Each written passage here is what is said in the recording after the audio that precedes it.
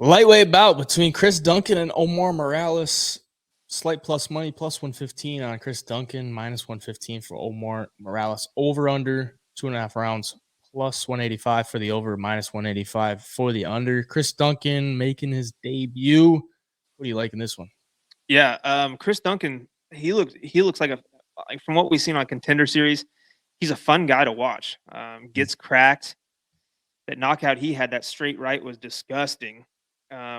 But then Omar Morales obviously is going to have the experience, has a lot more UFC caliber fights in his arsenal, or not in his arsenal, but in his resume. I mean, Jonathan Pierce and Uros Medic, obviously he lost both of those fights, but those are two pretty good fighters, especially Jonathan Pierce. So he's seen good fighters before. It's all going to come down to, can Chris Duncan find that chin, and when he gets hit, can he?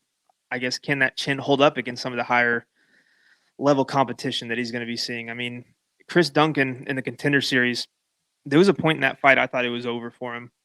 Yeah.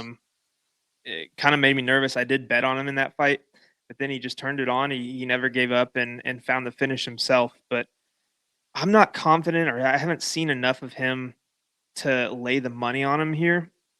It just made me so nervous seeing him get clipped like that in a lower level fight. Omar Morales, let's see, his last win was against Shane Young. He hasn't really finished anybody in a long time either. So if I had to lean for a pick, I'm going to say Chris Duncan. I'm going to go with the guy who obviously has a shitload of power, and Omar Morales kind of struggling at the time. So, yeah, give me Chris Duncan here.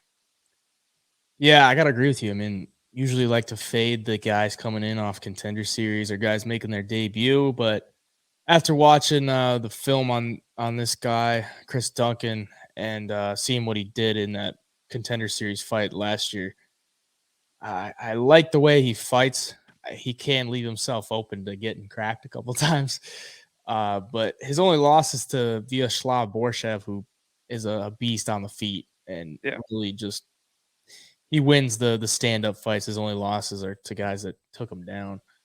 And Chris Duncan now training at a American Top Team with the likes of Grant Dawson and Thiago Moises. You know, he's getting the rounds with really high-level guys. I think that's a great thing for him. He's even got a picture with George Masvidal. So I think he's making some good improvements. He's a younger fighter, 29 years old.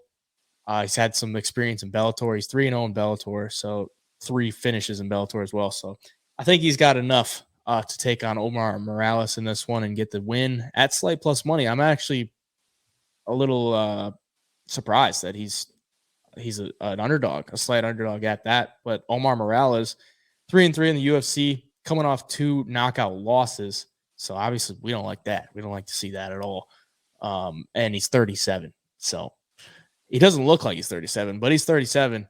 And the younger fighter by 8 years, a guy coming off 2 KO losses compared to a guy making his debut. There's the fact that maybe Morales needs a win here to keep his job that I like to get behind. We'll keep an eye on it as the week goes on as far as where the money's at, because I feel like this could be a bit of a trap. But I'm going to take Chris Duncan for the pick. I think he should win. But as a slight dog, it kind of confused on that line. So I'll take it for the pick, though.